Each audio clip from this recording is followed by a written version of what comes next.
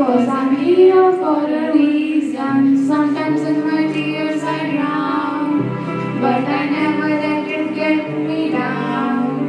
So when negativity surrounds, I know someday it will all turn around, because all my life I've been waiting for, I've been praying for the people to say that we don't wanna fight no more. There will no more wars, and our children will play one day, one day, one day. It's not about win or lose, 'cause we all lose when they feed on lots of innocent blood-drenched pavement. Keep on moving though the water stays raging. In this maze you can lose your way, your way. It might drive you crazy, but don't let it phase you. No way, no way. Sometimes in my tears I drown, but I never let it get me down. So when negativity surrounds, I know someday it will all turn around. Thank you. A warm and heartfelt welcome to all the respected parents who have joined us today for our annual presentation. A very cheerful morning to our respected MD sir, teachers and my dear friends. I am Priyanshi from class 9th I. Today we invite you on a journey through the history of the Indian economy. The economy of a nation is not just about money, trade or business. It reflects the growth, strength and progress of a country over time. It tells the story of how a nation has evolved through different eras, overcoming challenges and embracing new opportunities. Every chapter of India's economic history has contributed to the making of our nation, from flourishing trade and prosperous kingdoms. Each phase has lifted a lasting impact on our country's development. So, as we move ahead, we will discover how each stage of this journey laid the foundation for the strong and dynamic economy that India has today. So, I, Paridi, And I, Priyanshi, will begin our presentation with the hope that you will enjoy our presentation and carry its message with you. Prayer is the purest way to begin our day. It fills our heart with peace, gratitude and positivity. Now I would like to invite Navreet for prayer.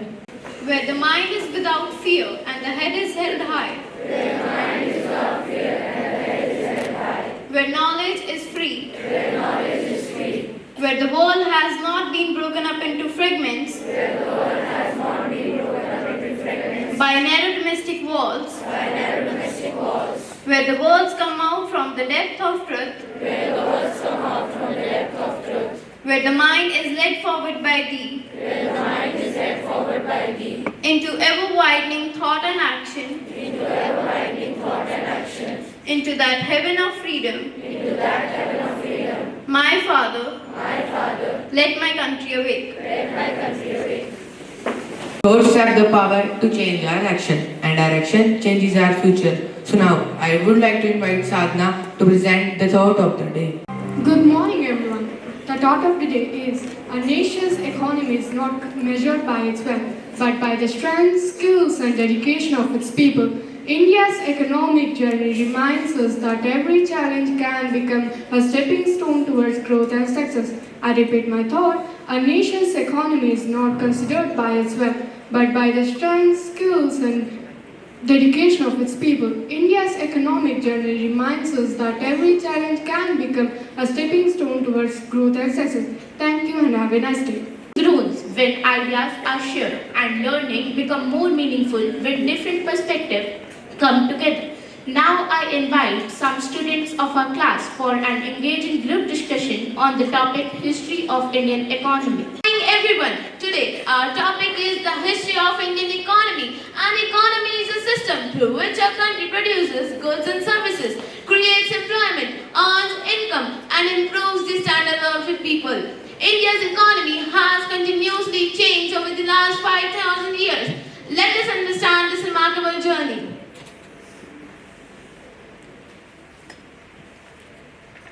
The Indian economy has its roots in the Indus Valley civilization. Agriculture was the foundation of the economy. Farmers cultivated wheat, barley, sesame, mustard, dates, and cotton was grown in Indus Valley.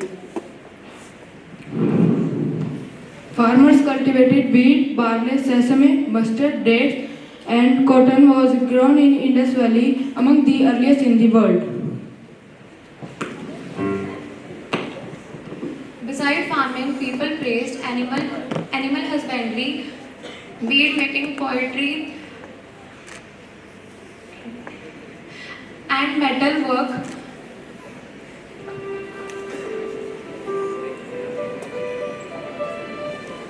Trade was one of the strongest pillars of the Indus economy.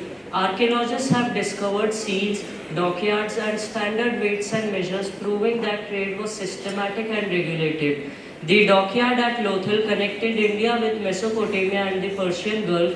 Goods such as cotton textiles, beads, ivory products, copper tools, jewelries, and potteries were exported. In return, India imported precious stones, metals, and other valuable goods. Such international trade increased wealth and prosperity.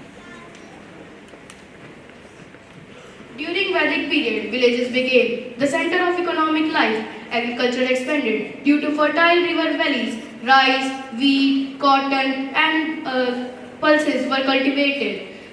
Cattle were considered the main measure of wealth and were used in the trades and religious ceremonies. Initially, barter system was common. Gradually, metal coins were introduced, making the trades easier and encouraging the growth of businesses and markets.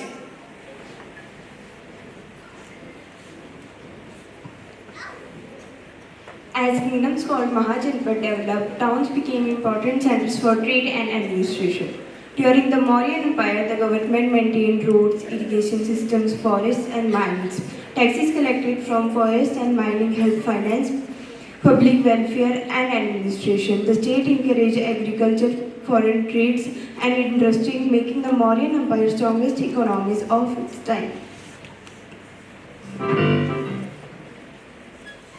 The Gupta period is often called the Golden Age because India enjoyed economic prosperity. Agriculture flourished and industries such as metalwork, shipbuilding, weaving, ivory carving, and jewelry making expanded. Indian merchants exported silk, cotton textiles, spices, perfumes, medicines, sugar, and precious stones. India's high-quality products were in demand in Southeast Asia, China, and Europe. Prosperity also encouraged developments in science, mathematics, literature, and education.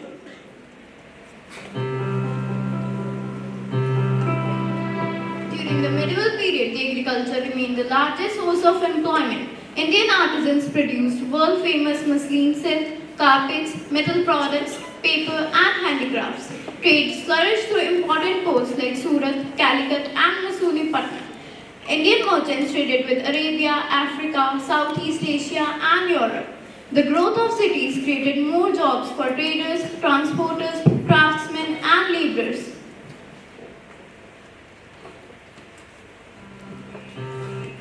India's wealth attracted European traders. The Portuguese, Dutch, French, and British came mainly to buy spices, cotton textiles, silk, and indigo. Initially, they competed with each other through trades, but eventually the British East India Company gained more political control over the large parts. British policies completely changed Indian economy. India was transformed into a supplier of raw materials like cotton, jute, indigo, tea, and opium. These raw materials were sent to Britain, where they were manufactured into finished goods and sold back to India. By the early 20th century, India's share in world manufacturing had fallen to less than 2%. Before British rule, India produced nearly 25% of the world's manufactured good. India was famous for its textiles and handicrafts. However, British machine-made goods flooded Indian market, making it difficult for Indian artisans to compete. Thousands of weavers, potters, blacksmiths, and craftsmen lost their livelihood. This process is known as deindustrialization. which caused unemployment and reduced India's share in world trade. During this period, Britain's share in manufacturing increased to nearly 19%.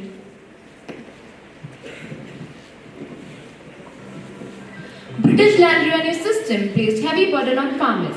High taxes forced farmers into debt. They were encouraged to grow cash crops such as indigo and cotton instead of food grains. In many regions, farmers had to pay land revenue up to 50%. In Bengal, famine of 1943, in which nearly 3 million people died, highlighted the devastating impact of British agricultural policies.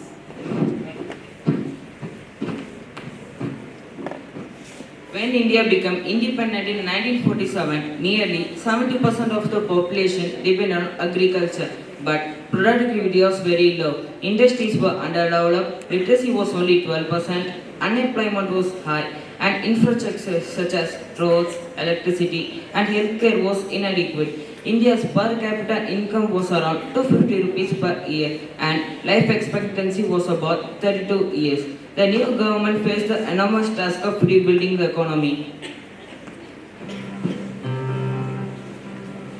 To accelerate development, India introduced 5-year plans. The government invested heavily in dams, power projects, steel plants, transport, education, and scientific research. The public sector played an important role in establishing large industries such as Bhakra, Nangal Dam, Hirakund Dam, and steel plants.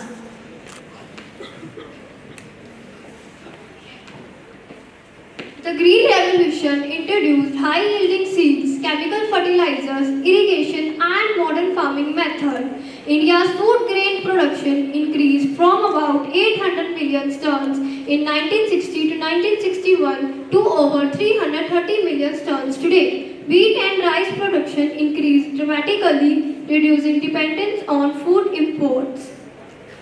The White Revolution increased India into the world's largest milk producer through dairy cooperatives like Amul. These revolutions increased farmers' income and strengthened rural economics.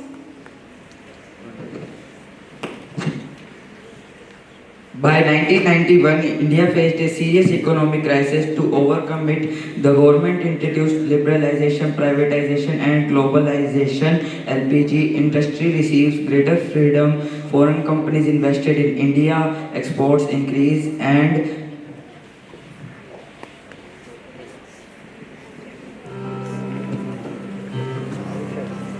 Today, India has a mixed economy where both government and private sector contribute to develop. Agriculture, manufacturing, and services are the three major sectors. The service sector contributes about 55%, industry about 27%, and agriculture about 18% to the India's economy. The information technology industry, startups, renewable energy, digital payments, tourism, pharmaceuticals, and automobile manufacturing are the important contributors to the India's GDP. India has become fourth largest economy with GDP over $4 trillion.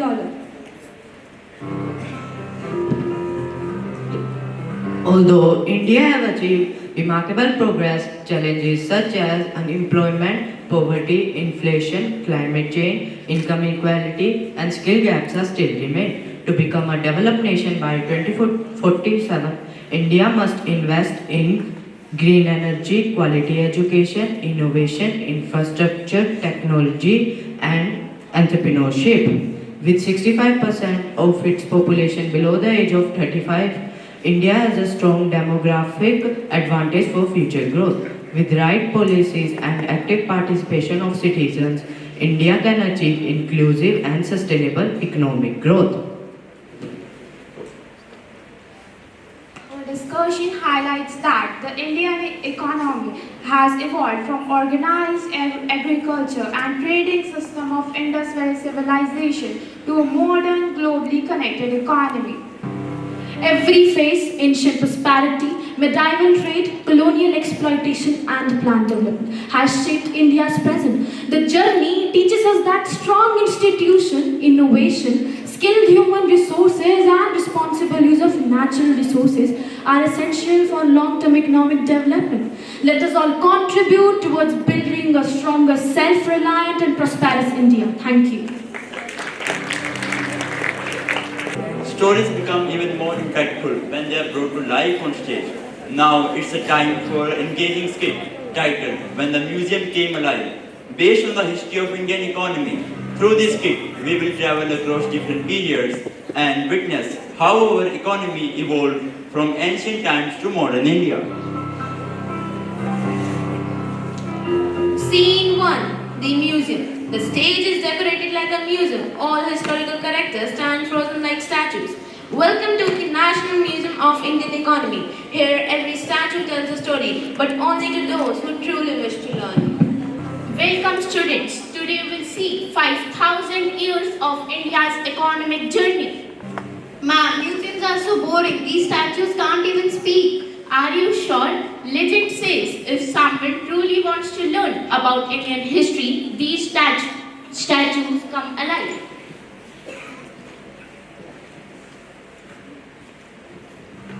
What? The statues are alive? Scene 2. Indus Valley Civilization. Welcome to Harappa and Mohenjo-daro. Look around. We have built wide roads, warehouses, drainage system, and a planned city nearly 4,500 years ago. What was your economy based on? Our economy was well planned and organized. The primary sector included agriculture and animal rearing. The secondary sector included skilled craft persons. The tertiary sector included traders, transporters, and merchants who carried our goods to Mesopotamia. No internet, no mobile phones? Ha ha ha, yet our trades lead our civilizations. Scene 3. Vedic Age. Our next exhibit. During the Vedic age, farming became the main occupation. People grew rice, wheat and barley. Villages became self-sufficient. Cattle were considered a symbol of wealth. So money wasn't everything? No, wealth was measured in cattle, land and grain. The primary sector was backbone of our economy. The secondary sector including blacksmith who made farming tools, carpenter who built houses. The tertiary sector consisted of local traders, villages, markets and people exchanged goods through barter.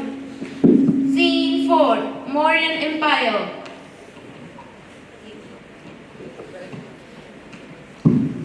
Welcome to Emperor Ashoka's administration. Who collected taxes? The government collected trade taxes and land revenue. These taxes built roads, irrigation canals and protected traders. This strengthened our primary sector. The secondary sector expanded through industries such as textiles, metalwork, mining and handicraft. The tertiary sector grew rapidly because government built roads, maintained law and order, promoted internal and international trade. Scene 5. Gupta Empire. This was India's golden age because every sector flourished. Our silk, spices, cotton were famous across the world. Foreign merchants traveled from China, Rome, Southeast Asia to buy Indian goods. So India was already a global trading nation? Yes. Scene 6. British rule.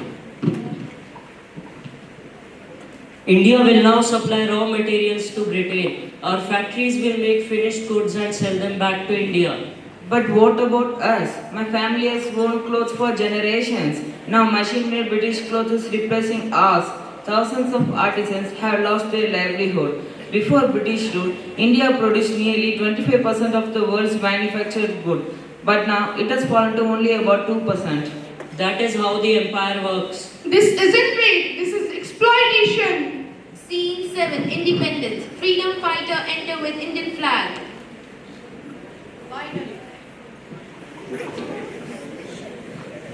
Finally, India is free. But what kind of economy have we inherited? A very weak one. In 1947, nearly 70% of Indians were dependent on agriculture. The life expectancy was only 32 years.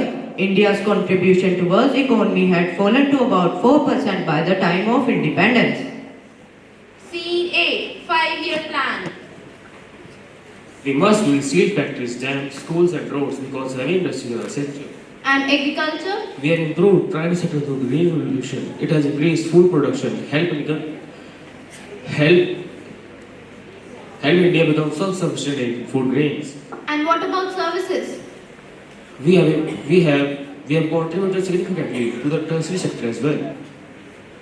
Scene 9. Economic reforms 1991. India has faced economic crisis. Foreign exchange reserves were dangerously low. So we introduced liberalization, privatization and globalization. The primary sector benefited from improved technology, better irrigation and access to large markets.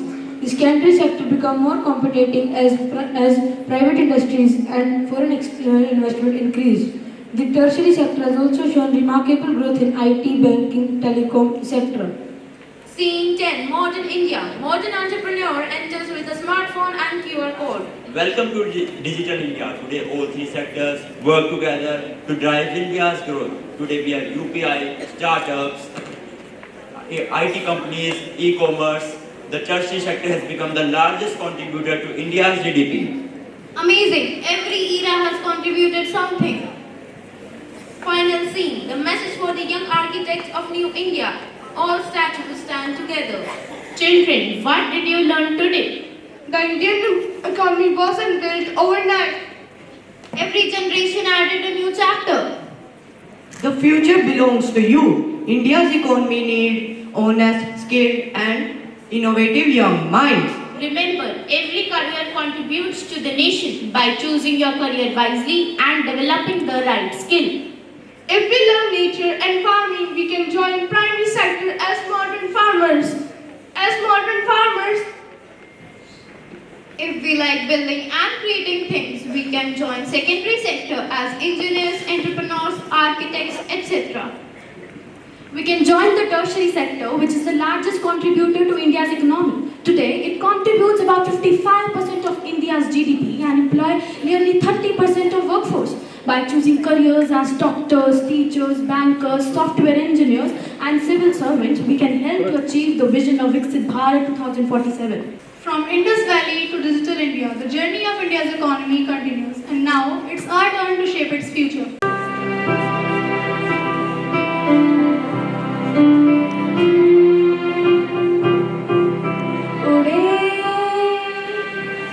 खुले आसमां में ख्वाबों के परिंदे उड़े, दिल के जहां में ख्वाबों के परिंदे।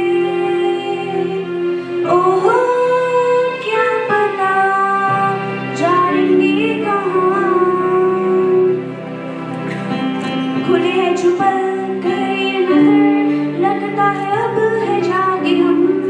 फिक्र जो थी पीछे रह गई, निकले उससे आगे हम।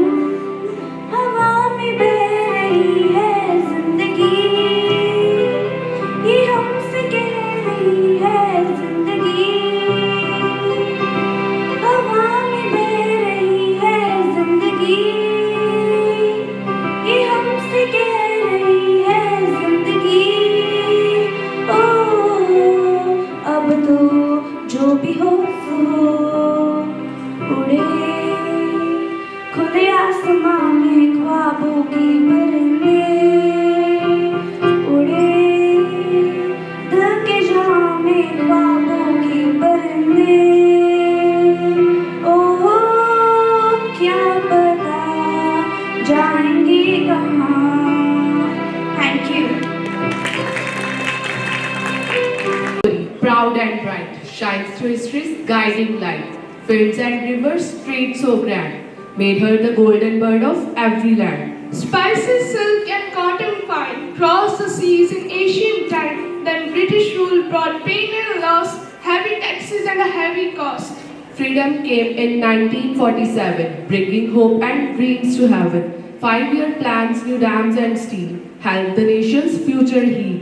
Green revolution filled the grain, white revolution changed the pain. LPG reforms opened the door, helping India grow much more. Primary sector feeds us all. The secondary helps industry stand tall. The tertiary sector leads today with banking, IT and services showing the way. Now India rises strong and free. Now India rises strong and free, one of the world's largest economy. Dear students, dream, learn and style, made the golden bird of every bite. Thank you. Indian classical dance reflects our rich culture, traditional and artistic heritage. Now let's welcome our talented performer for a classical dance performance.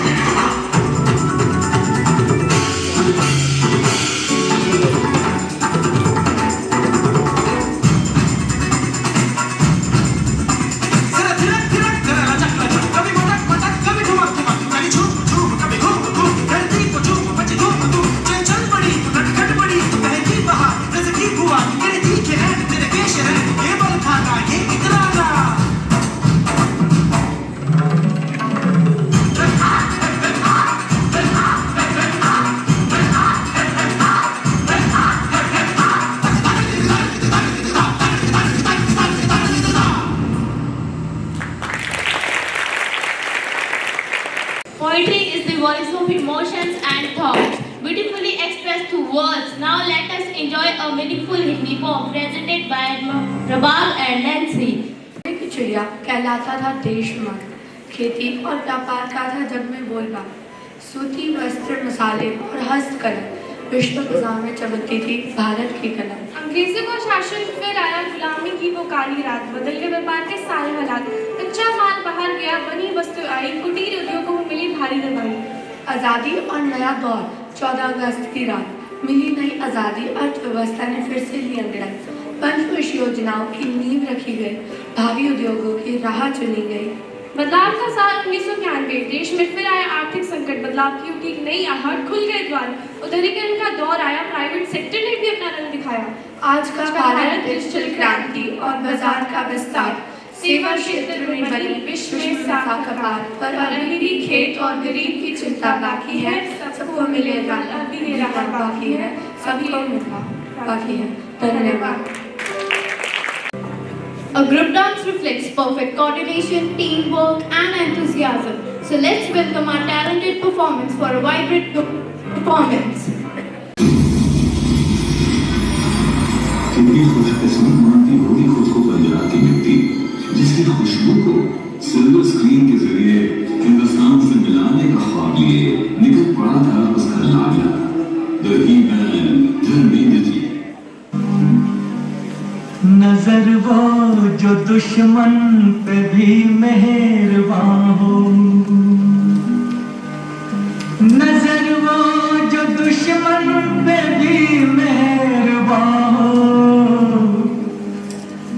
जुबान वो जो एक प्यार की दास्तां हो, किसी कहा है मेरे दोस्तों, किसी ने कहा है मेरे दोस्तों, बुरा मत सुनो, बुरा मत देखो, बुरा मत कहो।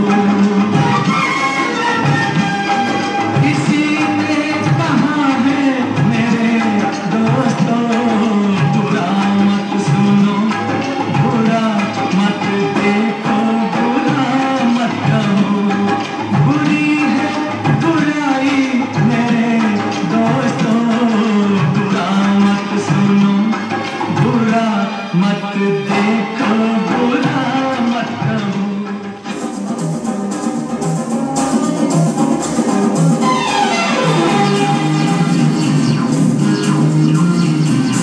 ये दोस्ती हम नहीं तोड़ेंगे, तोड़ेंगे हम मगर तेरा साथ ना छोड़ेंगे।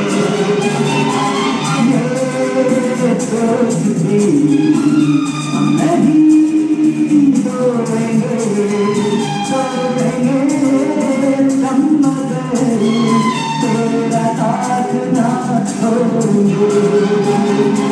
अरे मेरी जीत तेरी जीत, तेरी हार मेरी हार, सुन ऐ मेरे यार। तेरा हम मेरी जान तेरी जान, ऐसा अपना प्यार। जान पे भी खेलेंगे, तेरे लिए लेंगे, जान पे भी खेलेंगे, तेरे लिए